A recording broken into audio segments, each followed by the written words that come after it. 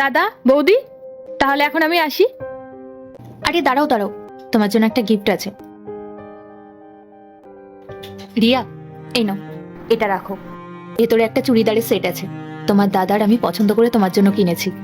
এই নাও রিয়া, এই টাকাটা রাখো।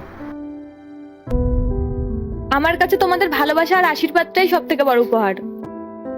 এবার আমি আসি, ছোট বৌদির সাথেও দেখা করতে হবে। পূজা,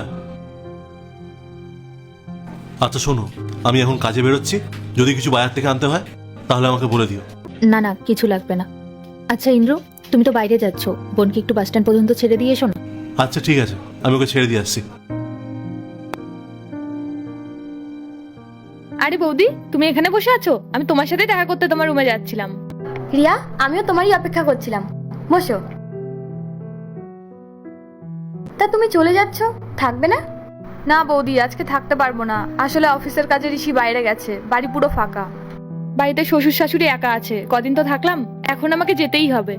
আচ্ছা বুঝলাম। এই দেখো কাণ্ড, কথার মাঝখানে আসল জিনিস বলতেই ভুলে গেছি। এ নাও রিয়া, হ্যাপি বার্থডে। আরে বৌদি, এইসবের কি দরকার ছিল? কেন দরকার নেই? তুমি আমার একমাত্র ননদ, তোমার জন্য করবো না তো কার জন্য করবো? থ্যাংক ইউ বৌদি, দাদাকে আমার ভালোবাসা আর প্রণাম জানিও। তা তোমার বড় বৌদি আর বড়দা গিফট হিসেবে কি দিল? বড়দা আর বৌদি আমার একটা দামি শাড়ি আর 1000 টাকা দিয়েছে।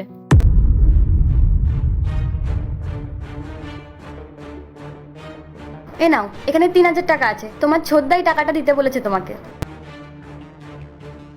ছোট দাও না, কি দরকার ছিল এতগুলো টাকা দেওয়ার? কেন দিতে পারবে না? আর তাছাড়াও তোমার ছোটদা তোমার বড়দার থেকে অনেক বেশি ইনকাম করে। ঠিক আছে, তাহলে সাবধানে যেও। হ্যাঁ বৌদি, আসি তাহলে।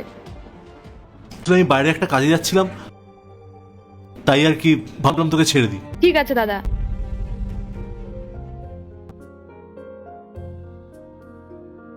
আচ্ছা শোন, সাবধানে আস, বাড়িতে পৌঁছে একটা কল করিস।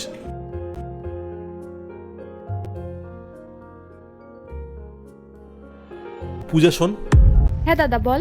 এরপর কি হলো সেটি দেখার আগে এই দুটি ছবির মধ্যে যে কোনো একটি ছবিকে ভালোবাসে থাকলে ভিডিওতে লাইক করে চ্যানেলটি সাবস্ক্রাইব করে দাও। আর যদি না করো তাহলে আমি বুঝবো তোমরা এই দুটি ছবিকে ভালোবাসো না। আর কমেন্টে লিখে যাও আমি। আচ্ছা আমাকে একটা কথা বলতো, তুই ছোট বৌদিকে মিথ্যে কথা কেন বললি?